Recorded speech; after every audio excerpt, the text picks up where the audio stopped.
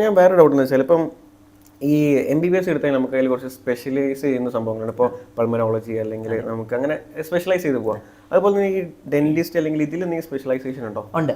അതിപ്പം നമ്മൾ MBBS വെച്ച് BDS കമ്പയർ ചെയ്യുമ്പോൾ MBBS 5.5 വർഷം കൊണ്ട് ഒരു ഹ്യൂമൻ ബോഡി ഫുള്ള് പഠിക്കുക. ഹെഡ് മുതൽ ലെഗ് വരെയുള്ള ഫുൾ കണ്ടൻസ് ആണ് പഠിക്കുന്നത്. ഈ BDS പഠിക്കുന്ന ഒരു സ്റ്റുഡൻറ്റ് ഈ 5.5 വർഷം കൊണ്ട് അവർ പഠിക്കുന്നത് ജസ്റ്റ് ഹെഡ് ആൻഡ് നെക്ക് മാത്രമേ പഠിക്കുന്നുള്ളൂ.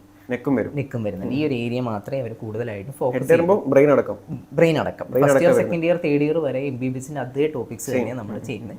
ഫൈനൽ ഇയർ കടന്നു കഴിയുമ്പോൾ ഡെന്റൽ സബ്ജക്ട്സ് ആയിരിക്കും കൂടുതൽ റിലേറ്റ് ചെയ്യുക. അപ്പോൾ നമ്മൾ ഈ ഏരിയ മുതൽ മാക്സില എന്ന് പറയും, ഈ ഏരിയ മുതൽ മാൻഡിബിൾ നെക്ക് വരെയുള്ള ഏരിയയാണ് നമ്മൾ അത്രയുണ്ട്. 5 വർഷത്തേക്ക് പഠിക്കാനുണ്ട്. എല്ലാവരും അതും ഒരു തെറ്റിദ്ധാരണ എന്ന് പറയും. എല്ലാവരും ചിന്തിക്കും BDSന് എന്തിനാ ഈ 32 കൊല്ലം പഠിക്കുന്നതിന് വേണ്ടി ഈ 5.5 വർഷം എന്തിനാ എന്നുള്ളത്. അപ്പോൾ ഇതിന്റെ സ്പെഷ്യലൈസേഷൻ നമ്മളിപ്പോൾ ഇത്രയും ഒരു ഏരിയ സെപ്പറേറ്റ് ചെയ്ത് 5.5 വർഷം പഠിച്ചിട്ട് ഈ 5.5 വർഷം പഠിച്ചതിന് ശേഷം ഇതിന് MD ഉണ്ട്. ആ MD 9 ഡിപ്പാർട്ട്മെന്റ് ഉണ്ട്. നമ്മളിപ്പോൾ MBBSലെ പൾമനോളജി, കാർഡിയോളജിസ്റ്റ് എന്നൊക്കെ പറയണ പോലെ ഇതിലിപ്പോൾ കേട്ടുകേൾവി ഉള്ളത് എൻഡോഡോണ്ടിസ്റ്റ് നമ്മൾ പൊതുവെ കേൾക്കുന്നതായിരിക്കാം, പീരിയോഡോണ്ടിസ്റ്റും കേൾക്കുന്നതൊക്കെ ആയിരിക്കും. അതായത് എൻഡോഡോണ്ടിസ്റ്റ് എന്ന് പറഞ്ഞു കഴിഞ്ഞാൽ എൻഡോ ട്രീറ്റ്മെന്റ്, അതായത് RCT റൂട്ട് കനാൽ ട്രീറ്റ്മെന്റ് ഒക്കെ ചെയ്യുന്ന. അതെ, റൂട്ട് കനാല് സ്പെഷ്യലൈസ് ചെയ്യുക. അതെ, അതിന് ഓർത്തഡോണ്ടിസ്റ്റ് എന്ന് പറയും. കോമൺ ആയിട്ട് നമ്മളെ ഈ BDS കഴിഞ്ഞ ആൾക്കാർ ഡയറക്റ്റ് ക്ലിപ്പ് ഇടുന്ന അതിലേക്കൊന്നും എത്തൂല. ഇല്ല, BDS കഴിഞ്ഞ ആളുകൾക്കും ചെറിയ കോഴ്സസ് ചെയ്ത് ക്ലിപ്പ് ചെയ്യാം. നമുക്ക് വേണമെങ്കിൽ ബ്രാക്കറ്റ് ഇട്ട് ഉപയോഗിക്കാൻ പറ്റും. പക്ഷേ അത് ഏറ്റവും നല്ലൊരു മെത്തേഡ് ഓർത്തഡോണ്ടിസ്റ്റ് ആയിട്ട് സ്പെഷ്യലൈസ് ചെയ്യുക എന്നുള്ളതാണ്. അപ്പോൾ ഈ BDS കഴിഞ്ഞ ആൾക്കാർ മെയിൻലി ചെയ്യുന്നത് BDS കഴിഞ്ഞ് മജോറിറ്റി ഓഫ് ആൾക്കാർ PGക്ക് വേണ്ടി പ്രിപ്പയർ ചെയ്യും. ചിലർ ക്ലിനിക്ക് സ്വന്തമായിട്ട് ഇടും, ചിലർ വേറെ കോഴ്സസിലേക്കൊക്കെ പോകുന്നവരുണ്ട്. ചിലർ താല്പര്യത്തിനനുസരിച്ച് ചേർന്നതായിരിക്കില്ല അങ്ങനത്തെ ഒരു ഇഷ്യൂ ഉള്ളവരൊക്കെ. അതെ, പക്ഷെ ഞാൻ കഷ്ടപ്പെട്ട് ജോയിൻ ചെയ്താൽ ഇഷ്ടപ്പെട്ടു. അപ്പോൾ ശരിക്കും 9 ഡിപ്പാർട്ട്മെന്റ് ആണ് ഉള്ളത്. അപ്പോൾ എവിടെ നിന്നാണ് തുടങ്ങുന്നതെന്ന് വെച്ച് കഴിഞ്ഞാൽ എൻഡോഡോണ്ടിസ്റ്റ് നമ്മൾ റൂട്ട് കനാൽ ട്രീറ്റ്മെന്റ് പോലുള്ള രീതിക്കുള്ള ട്രീറ്റ്മെന്റ്സ് ചെയ്യുന്ന ഡിപ്പാർട്ട്മെന്റ്. പെരിഡോണ്ടിസ്റ്റ് എന്ന് പറഞ്ഞു കഴിഞ്ഞാൽ മോണസംബന്ധമായ ജിഞ്ചൈവ സംബന്ധമായ അസുഖങ്ങൾ ട്രീറ്റ് ചെയ്യുന്നവരാണ്.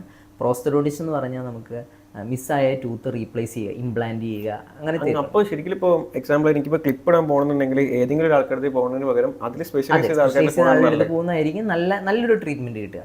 കാരണം നമ്മളിപ്പോൾ ഒരു MBBS ഡോക്ടർ എടുത്ത് നമ്മൾ ഹാർട്ട് സംബന്ധമായിട്ടുള്ള ഹൃദയ സംബന്ധമായിട്ടുള്ള ഒരു ഇഷ്യൂയിലേക്ക് പോകുന്നതിനേക്കാൾ കൂടുതൽ നോളജ് നമുക്ക്, അല്ലെങ്കിൽ കൂടുതൽ നല്ലൊരു ട്രീറ്റ്മെന്റ് നമുക്ക് കാർഡിയോളജിസ്റ്റിനായിട്ട് കിട്ടും. ഞാൻ ആദ്യമായിട്ട്, കാരണം ഞാൻ ഇതുവരെ അങ്ങനെ ഒരു സ്പെഷ്യലൈസേഷൻ ഒന്നും ഞാൻ BDSൽ നമ്മൾ ശ്രദ്ധിച്ചിട്ടില്ല. കോമൺലി എനിക്കൊന്നും ആരും അങ്ങനെ ശ്രദ്ധിക്കാറില്ല.